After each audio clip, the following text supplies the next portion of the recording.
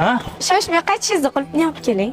Qulupniylar nechi pul bo'layotgan ekan? Bir keliningiz yegisi kelib qoluvdi. Senga 50 ming deb bolam. Unda 2 kilo bering. Bugun avtobusni borib kelsam yetarkan.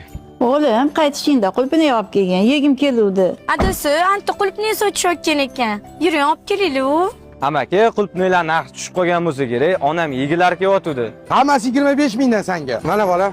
Rahmat doda. Xo'p, xo'p. Bizga ham har doimda 2 kilo tortib bering, doda. Mana 2 kilo bolam. Mana 50 ming, doda. Abi 50 mingdan 100 ming bo'ladi bolam. Doda, nima odamni ko'rinishiga qarab narx aytasizmi? Hozirgi bolaga 1 kilosi 25 mingdan deysiz-ku. Bolam, siz qizichmay, siz har doim ayolingizga olasiz. Bu bir haftada bir marta imkoniyati yo'q. O'shanda ham onasi uchun oladi. Ming bor uzr amaki. Mana shu to'g'rizga qulupningizni ham bering. Bugun onamni ko'rgani boraman.